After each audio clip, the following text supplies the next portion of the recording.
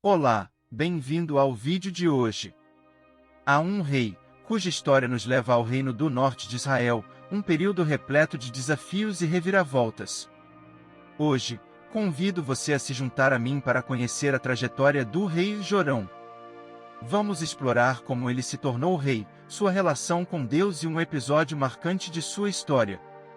Jorão assumiu o trono após a morte de seu pai, o rei Acabe. Sua ascensão ao poder foi marcada por intrigas e conflitos familiares. Ele governou o Reino do Norte por um período de 12 anos, enfrentando ameaças externas e lutas internas pela estabilidade do seu reinado. Infelizmente, a relação de Jorão com Deus não foi tão fiel quanto se esperava. Ele seguiu os passos de seu pai e se entregou à adoração de ídolos e deuses pagãos. Seu afastamento da fé verdadeira trouxe consequências não apenas para ele, mas também para seu reinado e seu povo. Um episódio intrigante de sua história é registrado nas Escrituras Sagradas. Durante seu reinado, Jorão se viu diante de uma profecia impactante. O profeta Eliseu confrontou o rei, revelando uma mensagem divina de juízo e retribuição pelos pecados de Jorão e de sua família.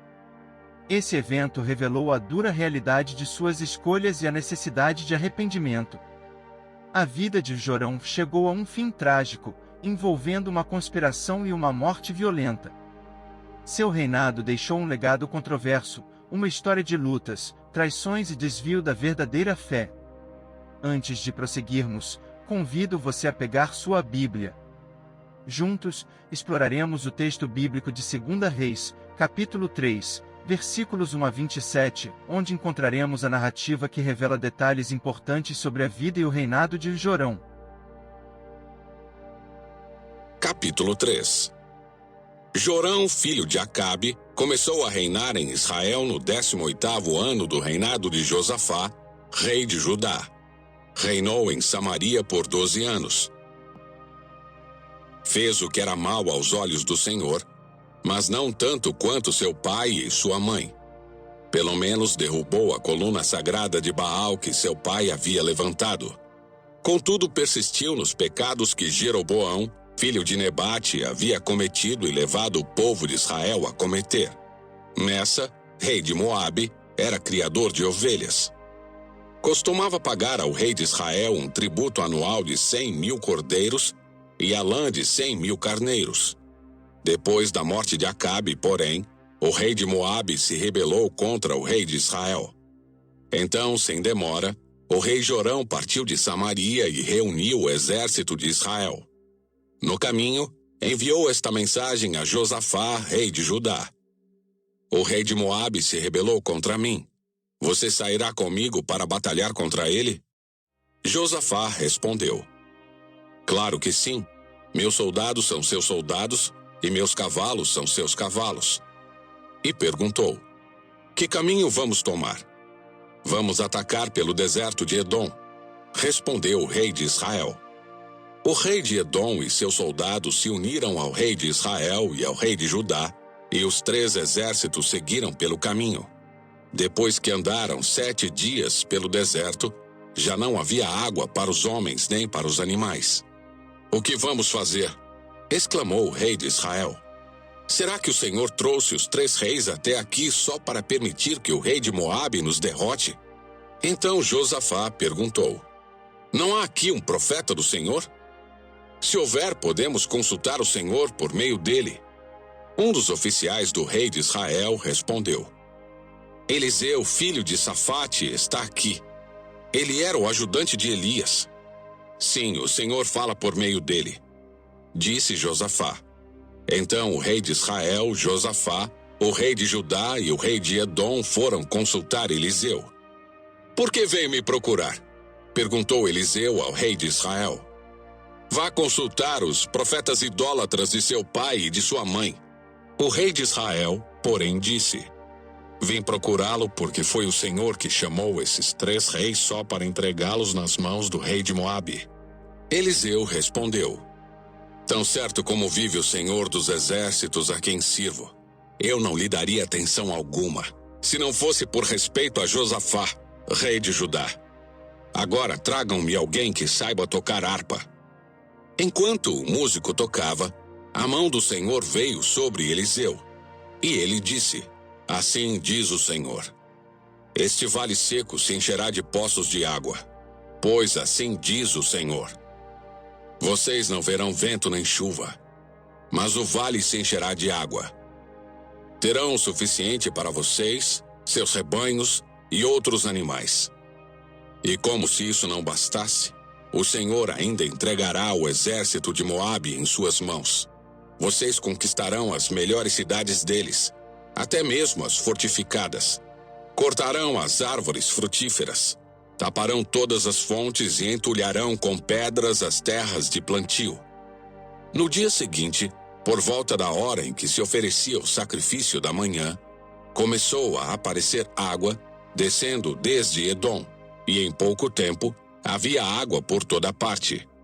Enquanto isso, o povo de Moabe soube que os 3 exércitos marchavam contra eles, e todos os homens com idade suficiente para lutar foram convocados e se posicionaram ao longo da fronteira.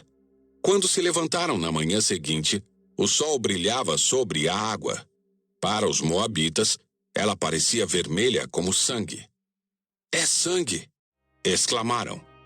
Os 3 exércitos atacaram uns aos outros e se mataram. Venha, povo de Moabe, vamos tomar os despojos. Mas quando os moabitas chegaram ao acampamento de Israel, o exército israelita se levantou e os atacou até que deram meia volta e fugiram. Os israelitas os perseguiram até Moabe, avançando pelo território e derrotando Moabe definitivamente. Arrasaram as cidades, entulharam com pedras as terras de plantio, taparam as fontes de água e cortaram as árvores frutíferas. Por fim, só restou Kir-Aresete com suas muralhas de pedra, mas atiradores com fundas a cercaram e a atacaram. Quando o rei de Moabe percebeu que estava perdendo a batalha, liderou 700 homens com espadas numa tentativa de romper as linhas inimigas próximas do rei de Edom, mas fracassou. Então o rei de Moabe pegou seu filho mais velho, que devia sucedê-lo, e o ofereceu como holocausto sobre o muro da cidade. Por isso houve grande ira contra Israel, e os israelitas se retiraram e voltaram para sua terra. Capítulo 4. Certo dia, a viúva de um dos membros do grupo de profetas foi pedir ajuda a Eliseu. Meu marido que o servia morreu, e o Senhor sabe como ele temia o Senhor. Agora veio um credor que ameaça levar meus 2 filhos como escravos. O que posso fazer para ajudá-la? Perguntou Eliseu. Diga-me, o que você tem em casa? Não tenho nada, exceto uma vasilha de azeite, respondeu ela. Então Eliseu disse: Tome emprestadas muitas vasilhas de seus amigos e vizinhos, quantas conseguir. Depois, entre em casa com seus filhos e feche a porta. Derrame nas vasilhas o azeite que você tem e separe-as quando estiverem cheias. A viúva seguiu as instruções de Eliseu. Seus filhos traziam vasilhas e ela as enchia. Logo, todas estavam cheias até a borda. Traga mais uma vasilha, disse ela a um dos filhos. Acabaram as vasilhas, respondeu ele, e o azeite parou de correr. Quando ela contou ao homem de Deus o que havia acontecido, ele lhe disse: Agora venda o azeite e pague suas dívidas. Você e seus filhos poderão viver do que sobrar. Certo dia, Eliseu foi à cidade de Sunem. Uma mulher rica que morava na cidade o convidou para fazer uma refeição em sua casa. Depois disso, sempre que ele passava por lá, parava na casa dela para comer. A mulher disse ao marido: Sem dúvida, esse homem que sempre passa por aqui é um santo homem de Deus. Vamos construir um quartinho para ele no terraço e mobiliá-lo com uma cama, uma mesa, uma cadeira e uma lâmpada. Assim, quando ele passar por aqui, terá um lugar para ficar. Um dia Eliseu voltou a Sunem e subiu ao quarto para descansar. Disse a seu servo Geazi: Chame a sunamita. Quando ela veio, Eliseu disse a Geazi: Diga-lhe, somos gratos por sua bondade e seu cuidado conosco. O que podemos fazer por você? Podemos falar em seu favor ao rei ou ao comandante do exército? Não, respondeu ela. Minha família cuida bem de mim. Mais tarde, Eliseu perguntou a Geazi: o que podemos fazer por ela? Geazi respondeu: ela não tem filhos e o marido é idoso. Chame-a de novo, disse Eliseu. A mulher voltou e, enquanto ela estava à porta do quarto, Eliseu lhe disse: ano que vem, por esta época, você estará com um filho nos braços. Não, meu senhor, exclamou ela. Por favor, homem de Deus, não me dê falsas esperanças. Mas, de fato, a mulher ficou grávida. No ano seguinte, naquela mesma época, teve um filho, como Eliseu tinha dito. Certo dia, quando o menino estava mais crescido, saiu para acompanhar o pai, que estava no campo com os ceifeiros. De repente, o menino gritou: ai, que dor de cabeça! Seu pai disse a um dos servos: leve-o para casa, para a mãe dele. O servo levou o menino para casa e a mãe o segurou no colo. Mas, por volta do meio-dia, ele morreu. Ela o carregou para cima e o deitou na cama do homem de Deus. Fechou a porta e o deixou ali. Então enviou um recado para o marido: mande um dos servos e uma jumenta, para que eu vá depressa falar com o homem de Deus e volte em seguida. Por que hoje? Perguntou ele. Não é a festa da lua nova, nem sábado. Ela, porém, respondeu: não se preocupe. Então ela mandou selar a jumenta e disse ao servo: rápido, só diminua o passo quando eu mandar. E partiu para encontrar-se com o homem de Deus no Monte Carmelo. Quando ele a viu à distância, disse a Geazi: olhe, lá vem a sunamita. Corra ao seu encontro e pergunte: está tudo bem com a senhora, com seu marido e com seu filho? A mulher respondeu: sim, está tudo bem. Mas quando ela chegou ao homem de Deus no monte, abraçou os pés dele. Geazi quis afastá-la, mas o homem de Deus disse: deixe-a em paz. Ela está profundamente angustiada, mas o Senhor não me revelou o motivo. Então a mulher disse: acaso eu lhe pedi um filho, meu senhor? Não lhe disse que não me desse falsas esperanças? Eliseu disse a Geazi: prepare-se para viajar. Pegue meu cajado e vá. Não cumprimente ninguém pelo caminho. Quando chegar, coloque o cajado sobre o rosto do menino. Mas a mãe do menino disse: tão certo como vive o Senhor, e tão certo como a sua própria vida, não voltarei para casa se o Senhor não for comigo. Então Eliseu voltou com ela. Geazi foi à frente e pôs o cajado sobre o rosto do menino, mas não aconteceu nada. Não havia sinal de vida. Geazi voltou para encontrar-se com Eliseu e lhe disse: o menino ainda não despertou. De fato, quando Eliseu chegou, o menino estava morto, deitado em sua cama. Eliseu entrou sozinho no quarto, fechou a porta e orou ao Senhor. Depois deitou-se sobre o corpo do menino e colocou sua boca sobre a dele, seus olhos sobre os dele e suas mãos sobre as dele. E enquanto se estendia sobre ele, o corpo do menino começou a se aquecer. Eliseu se levantou, andou de um lado para o outro no quarto e, em seguida, se estendeu novamente sobre ele. Dessa vez, o menino espirrou 7 vezes e abriu os olhos. Eliseu chamou Geazi e lhe disse: chame a sunamita. Quando ela entrou, Eliseu disse: aqui está seu filho. Ela caiu aos pés do profeta e se curvou diante dele. Então pegou o filho e saiu. Eliseu voltou a Gilgal, onde havia fome na terra. Certo dia, quando o grupo de profetas estava sentado diante dele, ordenou a seu servo: ponha no fogo uma panela grande e faça um ensopado para o resto do grupo. Um dos profetas foi ao campo apanhar ervas. Encontrou uma trepadeira do campo e voltou trazendo frutos silvestres em sua capa. Cortou os frutos em pedaços e os colocou na panela, sem saber exatamente o que eram. O ensopado foi servido aos homens, mas assim que provaram alguns bocados, gritaram: "Homem de Deus, há veneno neste ensopado!" E não puderam comê-lo. Eliseu disse: "Tragam-me um pouco de farinha." Jogou a farinha na panela e disse: "Agora podem comer." E o ensopado não lhes fez mal. Outro dia, um homem de Baal-Salisa trouxe comida para o homem de Deus: 20 pães de cevada feitos dos primeiros grãos da colheita e também grãos frescos. Eliseu disse: "Distribua entre o povo para que comam." "Como vamos alimentar 100 pessoas só com isso?" perguntou seu servo. Mas Eliseu repetiu: "Distribua entre o povo para que comam. Pois assim diz o Senhor: todos comerão e ainda sobrará." E quando distribuíram o alimento, houve suficiente para todos e ainda sobrou, como o Senhor tinha dito. Capítulo 5.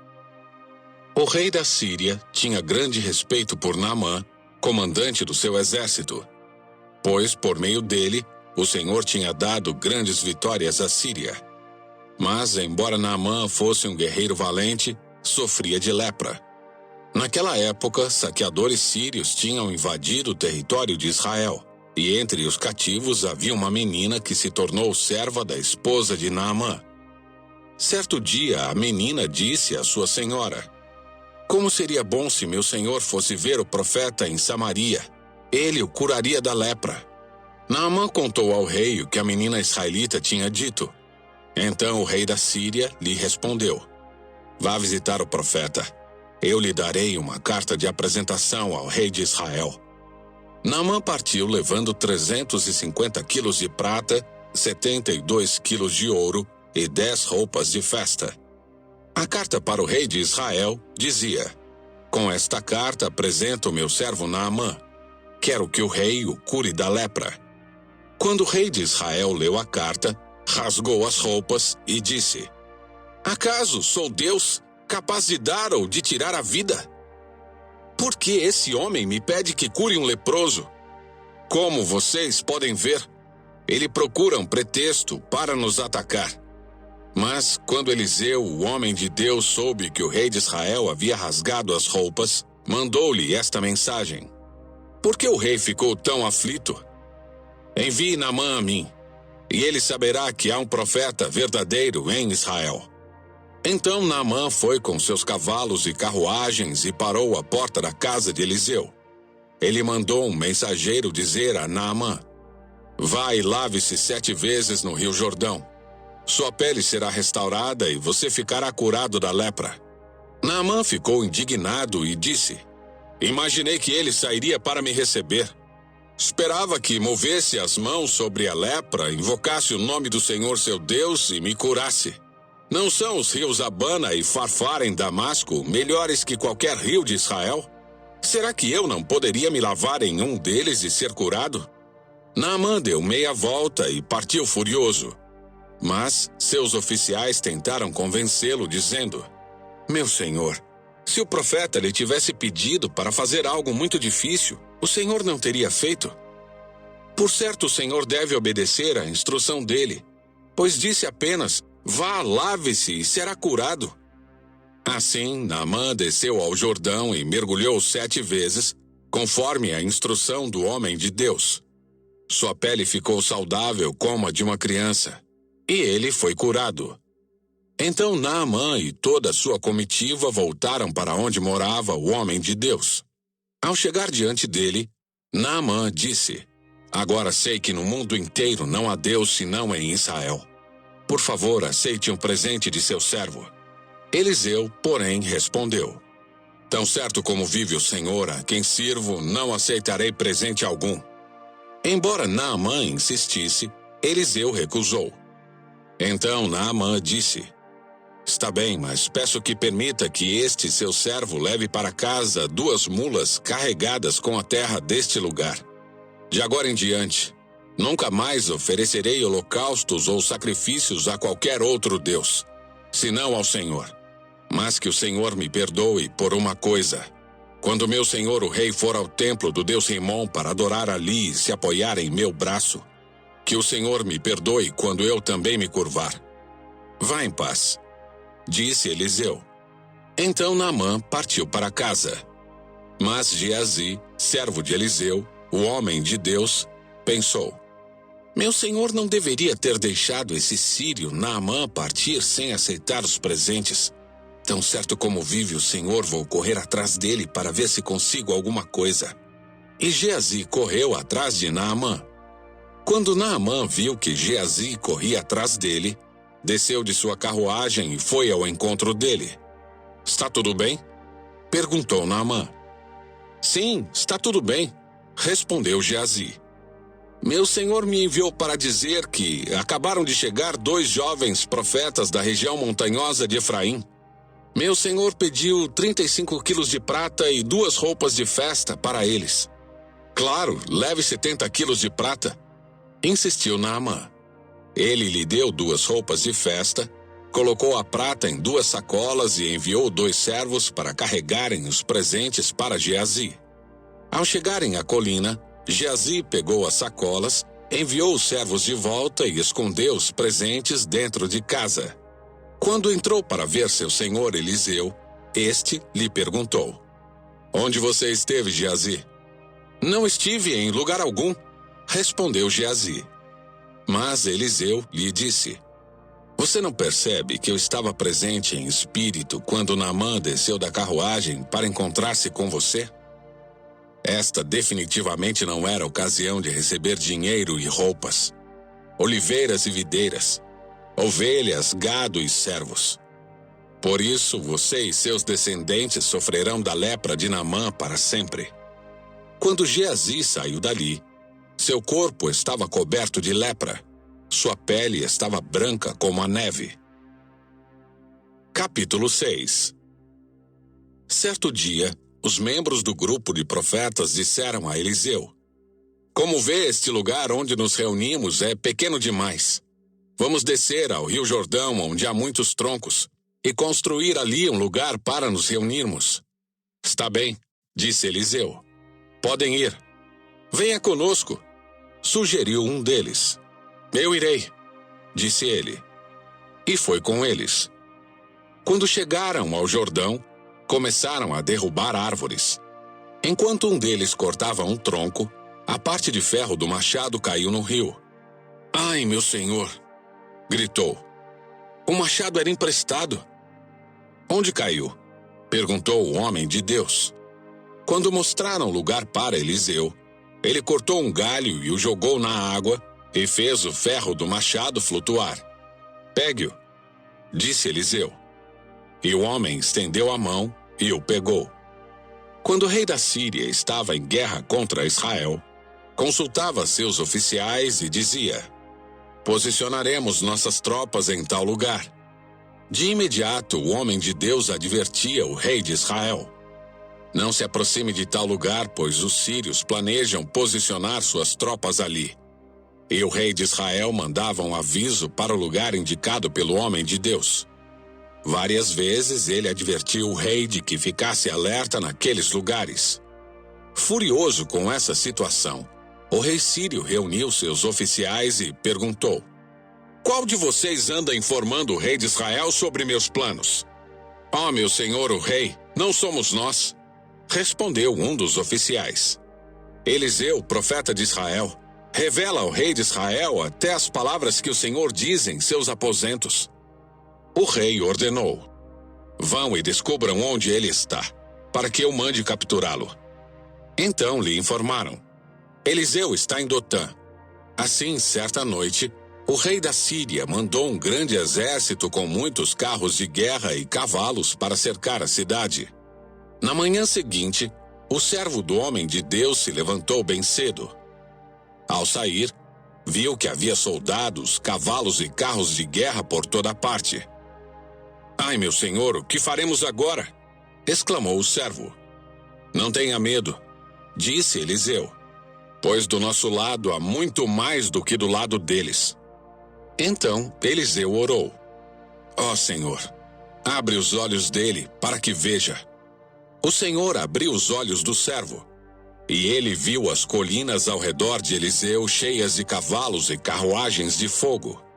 Quando os sírios avançaram na direção de Eliseu, ele orou: Ó Senhor, faze que fiquem cegos.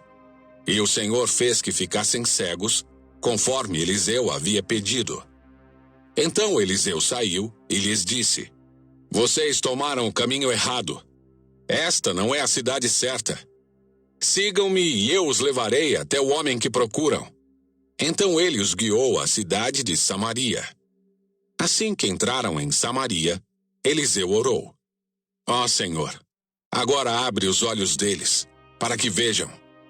O Senhor abriu os olhos deles e descobriram que estavam no meio de Samaria. Quando o rei de Israel os viu, perguntou a Eliseu: Devo matá-los, meu senhor? Devo matá-los? Claro que não, respondeu Eliseu. Eles não são prisioneiros que você capturou na batalha. Dê-lhes comida e bebida e mande-os de volta para casa, para o senhor deles. Então o rei lhes ofereceu um grande banquete e os mandou de volta para casa, para o senhor deles. Depois disso, os invasores sírios não invadiram mais a terra de Israel.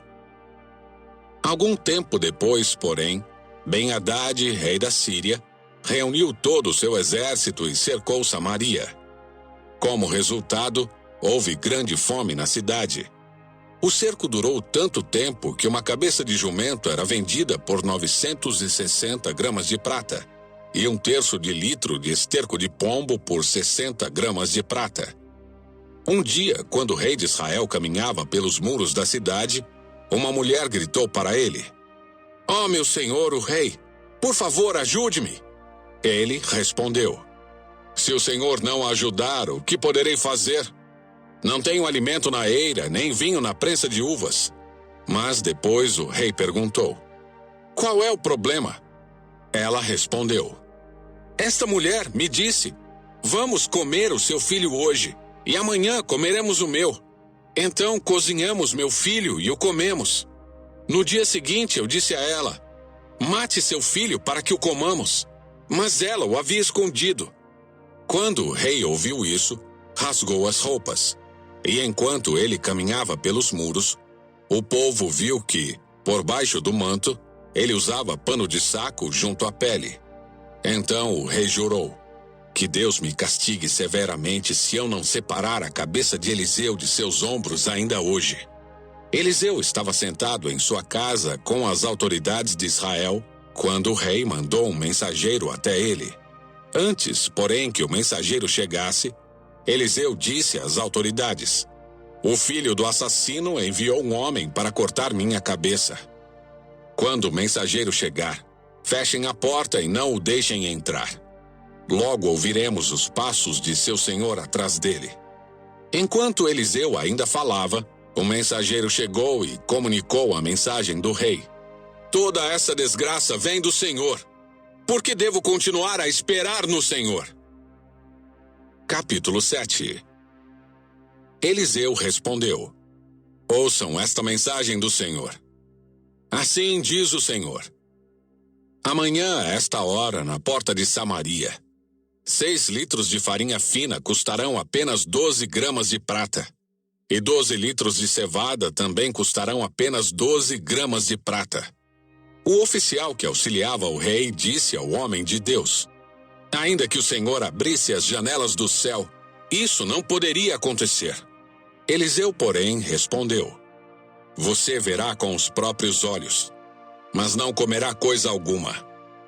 Havia 4 homens com lepra sentados junto à porta da cidade. Por que ficarmos sentados aqui esperando a morte? Perguntaram uns aos outros. Morreremos de fome se ficarmos aqui, mas também morreremos de fome se entrarmos na cidade, pois não há alimento lá. Vamos sair e nos render ao exército sírio. Se eles nos deixarem viver, melhor. Mas se nos matarem, de qualquer maneira, teríamos morrido. Ao anoitecer, partiram para o acampamento dos sírios. Quando chegaram às extremidades do acampamento, viram que não havia ninguém ali, pois o Senhor havia feito o exército sírio ouvir o ruído de carros de guerra e o galope de cavalos e os sons de um grande exército que se aproximava. Disseram uns aos outros: o rei de Israel contratou mercenários hititas e egípcios para nos atacarem. Por isso fugiram ao anoitecer, abandonando tendas, cavalos, jumentos e tudo mais, e correram para salvar a vida. Quando os leprosos chegaram às extremidades do acampamento, foram de uma tenda à outra, comendo e bebendo. Pegaram a prata, o ouro e as roupas que encontraram e esconderam tudo. Por fim, disseram uns aos outros: isto não está certo. Este é um dia de boas notícias e não contamos a ninguém. Se esperarmos até o amanhecer, seremos castigados. Venham, vamos voltar e dar as notícias no palácio. Então voltaram à cidade e relataram aos guardas do portão o que havia acontecido. Fomos ao acampamento sírio e não havia ninguém, disseram eles. Os cavalos e os jumentos estavam amarrados, e as tendas todas armadas, mas não havia ninguém por ali. Os guardas gritaram, anunciando a notícia no palácio. O rei se levantou no meio da noite e disse a seus oficiais: vou explicar o que aconteceu. Os sírios sabem que estamos morrendo de fome. Por isso deixaram o acampamento e se esconderam nos campos. Estão à nossa espera para nos capturar com vida e conquistar a cidade quando sairmos. Um de seus oficiais disse: seria melhor que enviássemos espiões para ver. Eles podem usar 5 dos cavalos que sobraram. Se acontecer alguma coisa com eles, não será pior que se ficarem aqui e morrerem com o restante de nós. Assim, prepararam 2 carros de guerra com cavalos, e o rei enviou espiões para ver o que havia acontecido ao acampamento sírio. Foram até o rio Jordão, seguindo o rastro de roupas e equipamentos que os sírios tinham abandonado em sua fuga desesperada. Os espiões voltaram e contaram tudo ao rei. Então o povo correu e saqueou o acampamento sírio. E de fato, naquele dia, 6 litros de farinha fina foram vendidos por apenas 12 gramas de prata. E 12 litros de cevada também foram vendidos por apenas 12 gramas de prata, como o Senhor tinha dito. O rei colocou o oficial que o auxiliava para controlar o movimento à porta da cidade, mas ele foi derrubado, pisoteado e morto quando a multidão correu para fora. Tudo aconteceu, portanto, conforme o homem de Deus tinha dito quando o rei foi à sua casa. O homem de Deus tinha dito ao rei: amanhã, a esta hora, na porta de Samaria, 6 litros de farinha fina custarão apenas 12 gramas de prata, e 12 litros de cevada também custarão apenas 12 gramas de prata. O oficial do rei havia respondido: ainda que o Senhor abrisse as janelas do céu, isso não poderia acontecer. E o homem de Deus tinha dito: você verá com os próprios olhos, mas não comerá coisa alguma. E assim aconteceu, pois ele foi pisoteado pelo povo à porta da cidade e morreu. Capítulo 8. Eliseu tinha dito à mulher cujo filho ele havia ressuscitado: reúna sua família e mude-se para outro lugar, pois o Senhor proclamou sobre a terra de Israel uma fome que durará 7 anos. A mulher seguiu a instrução do homem de Deus, reuniu sua família e mudou-se para a terra dos filisteus, onde ficou 7 anos. Ao final dos 7 anos, a mulher voltou da terra dos filisteus e foi ao rei para reaver sua casa e suas terras. Quando ela chegou, o rei falava com Geazi, o servo do homem de Deus. O rei havia acabado de dizer: conte-me alguns dos grandes feitos de Eliseu. E Geazi lhe falava sobre a ocasião em que Eliseu havia ressuscitado um menino. Naquele exato momento, a mãe do menino entrou e apresentou ao rei sua petição para reaver a casa e as terras. Veja, ó meu senhor o rei, exclamou Geazi, esta é a mulher e este é o filho dela que Eliseu ressuscitou. É verdade? Perguntou o rei à mulher. E ela lhe contou o que havia acontecido. Então o rei ordenou a um de seus oficiais: providencie que tudo seja devolvido a ela, incluindo o valor das colheitas realizadas durante o tempo em que esteve ausente. Eliseu foi a Damasco, capital da Síria, onde o rei Ben-Hadad estava doente. Quando alguém disse ao rei que o homem de Deus tinha chegado, o rei disse a Hazael: leve um presente para o homem de Deus.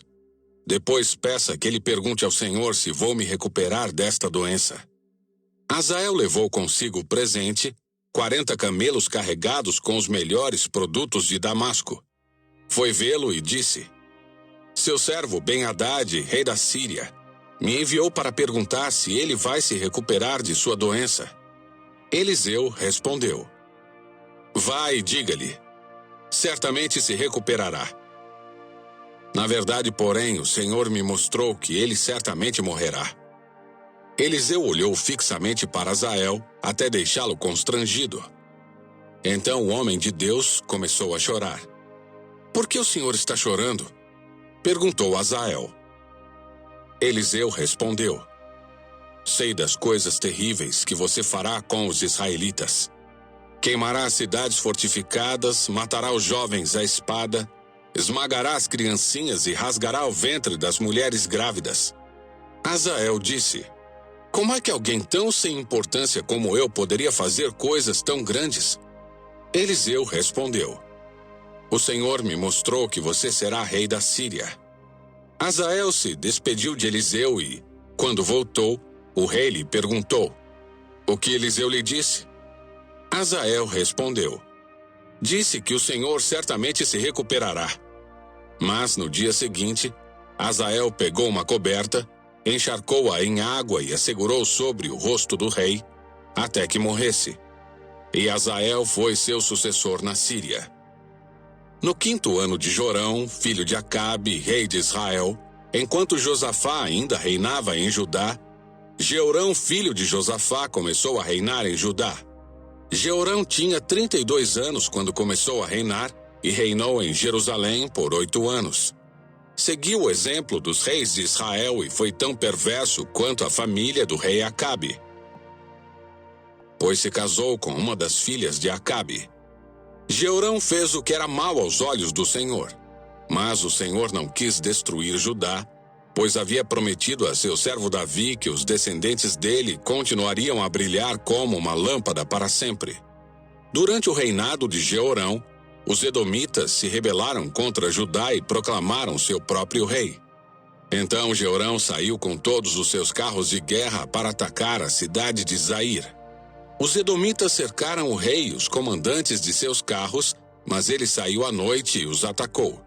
Contudo, o exército de Jeorão desertou e voltou para casa. Até hoje, portanto, Edom é independente de Judá. A cidade de Líbna também se rebelou nessa ocasião. Os demais acontecimentos do reinado de Jeorão e tudo que ele fez estão registrados no livro da história dos reis de Judá. Quando Jeorão morreu, foi sepultado com seus antepassados na cidade de Davi. Seu filho Acasias foi seu sucessor. Acasias, filho de Jeorão, começou a reinar em Judá no 12º ano do reinado de Jorão, filho de Acabe, rei de Israel. Acasias tinha 22 anos quando começou a reinar e reinou em Jerusalém por 1 ano.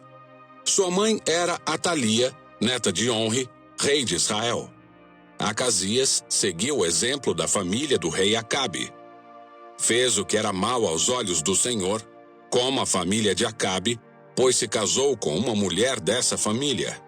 Acasias se uniu a Jorão, filho de Acabe, na guerra contra Hazael, rei da Síria, em Ramote-Gileade. Quando os sírios feriram o rei Jorão na batalha, ele voltou a Jezreel para se recuperar dos ferimentos sofridos em Ramote. Acasias, filho de Jeorão, rei de Judá, foi visitar Jorão, filho de Acabe, em Jezreel, pois ele ainda se recuperava de seus ferimentos. Capítulo 9. Enquanto isso, o profeta Eliseu chamou um membro do grupo de profetas e lhe disse: prepare-se para viajar e leve esta vasilha de óleo. Vá a Ramote-Gileade e procure Jeú, filho de Josafá, filho de Ninsi. Chame-o a uma sala à parte, longe de seus companheiros, e derrame o óleo sobre a cabeça dele. Diga-lhe: assim diz o Senhor, eu o ungi rei de Israel. Depois, abra a porta e saia correndo. O jovem profeta fez o que Eliseu ordenou e foi a Ramote Gileade. Quando chegou lá, encontrou Jeú sentado com outros oficiais do exército. Comandante, tenho uma mensagem para o senhor, disse o profeta. Para qual de nós? Perguntou Jeú. Para o senhor, comandante, respondeu ele. Jeú se levantou e entrou na casa. O jovem profeta derramou óleo sobre a cabeça de Jeú e disse: Assim diz o Senhor, o Deus de Israel. Eu ungi rei de Israel, o povo do Senhor. Destrua a família de Acabe, seu senhor. Desse modo vingarei o assassinato de meus profetas e de todos os servos do Senhor mortos por Jezabel. Toda a família de Acabe deve ser exterminada. Destruirei todos os seus descendentes do sexo masculino em Israel, tanto escravos como livres. Destruirei a família de Acabe como destruí as famílias de Jeroboão, filho de Nebate, e de Baasa, filho de Aías. Cães comerão Jezabel no campo em Jezreel, e ninguém a sepultará. Então o jovem profeta abriu a porta e saiu correndo.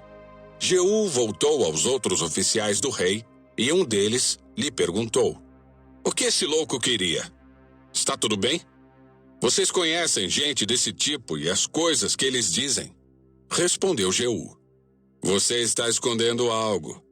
Disseram: Conte-nos o que ele disse. Então Jeú lhes contou. Ele me disse: Assim diz o Senhor, eu ungi rei de Israel. No mesmo instante, eles estenderam suas capas sobre os degraus para Jeú passar, tocaram a trombeta e gritaram: Jeú é rei. Assim, Jeú, filho de Josafá, filho de Ninsi, liderou uma conspiração contra o rei Jorão. O rei Jorão havia estado com o exército em Ramote Gileade, onde defendeu Israel do exército de Azael, rei da Síria. Contudo, o rei Jorão tinha sido ferido na batalha e voltou a Jezreel para se recuperar dos ferimentos causados pelos sírios. Jeú disse aos homens que estavam com ele: Se querem que eu seja rei, não deixem que ninguém saia da cidade e vá a Jezreel contar o que fizemos. Em seguida, Jeú subiu numa carruagem e foi a Jezreel, onde o rei Jorão se recuperava de seus ferimentos. Acasias, rei de Judá, também estava ali, pois tinha ido visitar Jorão. Quando a sentinela na torre de Jezreel viu Jeú e sua tropa se aproximarem, gritou: Uma tropa se aproxima! O rei Jorão ordenou: Envie um cavaleiro para perguntar se eles vêm em paz. O cavaleiro foi ao encontro de Jeú e disse: O rei quer saber se vocês vêm em paz. Jeú respondeu: O que lhe interessa a paz? Junte-se a nós. A sentinela informou: Um mensageiro se encontrou com eles, mas não está voltando. Então o rei enviou outro cavaleiro. Ele foi ao encontro deles e disse: O rei quer saber se vocês vêm em paz. Jeú respondeu novamente: O que lhe interessa a paz? Junte-se a nós. A sentinela exclamou: Um mensageiro se encontrou com eles, mas também não está voltando. Deve ser Jeú, filho de Ninsi, pois conduz seu carro de guerra como um louco. Rápido, prepare meu carro de guerra, ordenou o rei Jorão. Jorão, rei de Israel, e Acasias, rei de Judá, cada um em seu carro, saíram ao encontro de Jeú e o acharam no campo de Nabote, em Jezreel. O rei Jorão perguntou: Você vem em paz, Jeú? Jeú respondeu: Como pode haver paz enquanto estamos cercados da idolatria e da feitiçaria de sua mãe, Jezabel? Então o rei Jorão deu meia volta com seus cavalos e fugiu, gritando para o rei Acasias: Traição, Acasias!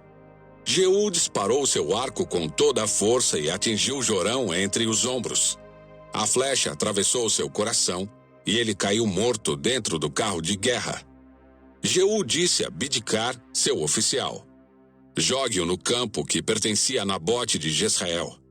Lembra-se de quando você e eu acompanhávamos a cavalo o pai dele, Acabe? O Senhor pronunciou esta mensagem contra ele. Assim diz o Senhor: Ontem vi o assassinato de Nabote e seus filhos. Juro solenemente que o farei pagar por ele neste campo. Portanto, jogue-o na propriedade de Nabote, como o Senhor disse. Essa história não para por aqui. Ainda há muito mais para explorar. Convido você a continuar acompanhando nossa série, a desvendar os segredos dos reis de Israel, e a se inspirar com suas jornadas. Descubra como essas histórias ancestrais ecoam em nossa própria caminhada. Fique atento aos próximos vídeos, onde mergulharemos em outras narrativas, em mais desafios e descobertas. E se você ainda não assistiu a todos os episódios anteriores, não se preocupe. Eles estão disponíveis em nosso canal para que você possa desbravar cada capítulo dessa história fascinante. Agradeço por nos acompanhar até aqui e por se conectar com a riqueza de conhecimento e sabedoria que essas narrativas nos proporcionam. Não perca os próximos episódios e continue a jornada conosco. Lembre-se de que a história é um tesouro que nos ajuda a compreender o presente e a moldar o futuro. Nos encontraremos em breve para desvendar mais segredos e desafios dos reis do Reino do Norte de Israel. Até lá! Obrigado por assistir aos nossos vídeos aqui no canal. Gostaria de convidá-los a se juntarem a nós em nossos novos canais, Mais da Bíblia Hoje Kids, e Vamos Jogar Família Gincanas Bíblicas. No Mais da Bíblia Hoje Kids você encontrará uma variedade de conteúdo divertido e educativo para crianças, que ajudará a fortalecer sua fé e conhecimento da Bíblia. E em Vamos Jogar Família você poderá desfrutar de jogos interativos e desafiadores, gincanas bíblicas, que envolvem toda a família em momentos de aprendizado e diversão. Não perca a oportunidade de se juntar a nós em nossos novos canais e continuar aprendendo e crescendo em sua jornada espiritual. Inscreva-se agora e não se esqueça de compartilhar com seus amigos e familiares. Obrigado novamente por apoiar nosso canal e esperamos vê-lo em breve.